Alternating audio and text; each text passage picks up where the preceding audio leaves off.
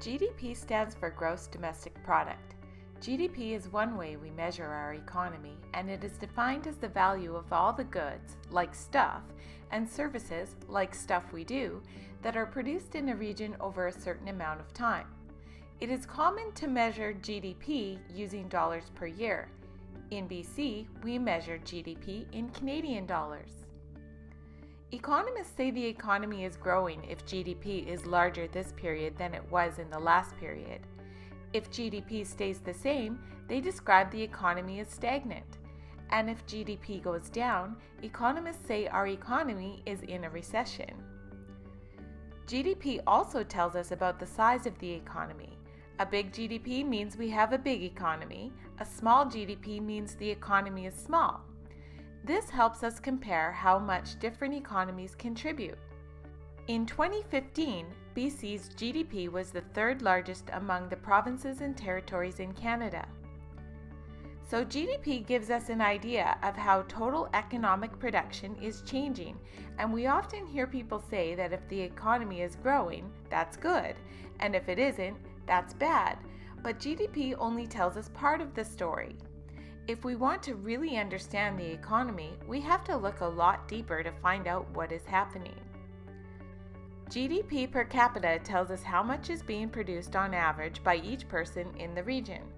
You can calculate this by dividing GDP by population.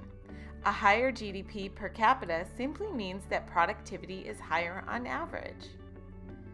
Our economy is classified into two main groups, goods and services. Goods are things we consume, like food and energy, and services are things we use, like real estate, healthcare, and social assistance. Notice that the production of services is much higher than goods. This does not mean that services are more important to the economy than goods. While they do account for a higher percentage of total GDP, this measure does not reflect other important economic well-being factors, like wages, access to healthcare, or disposable income. It is also important to remember that the service industry serves the goods-producing industry, and so its size is linked to many other industries. Economies are really complex. Here we see the breakdown of GDP for the highest 5 goods-producing industries measured in British Columbia's economic accounts. Notice that construction and manufacturing are the highest. This graph shows the highest 5 services industries measured in British Columbia's economic accounts. You can see that real estate and healthcare, social assistance are the highest. Both of these are influenced strongly by growth in BC's population. Economies are very complex, and economists spend a lot of time measuring and building models to try and understand them. One of the reasons they are so complex is because different industries or sectors are connected, and changes in one will also mean changes in others.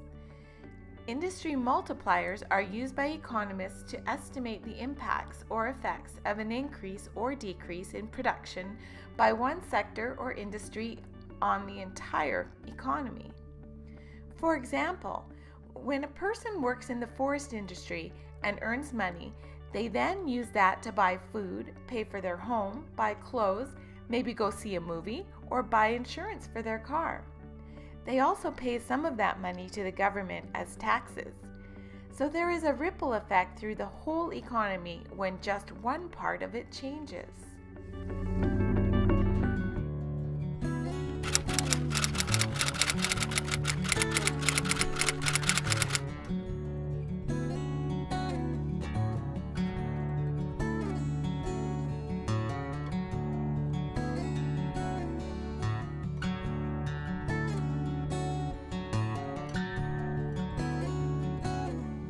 Economic measures like GDP are just one measure of our integrated system of economy, environment, and society.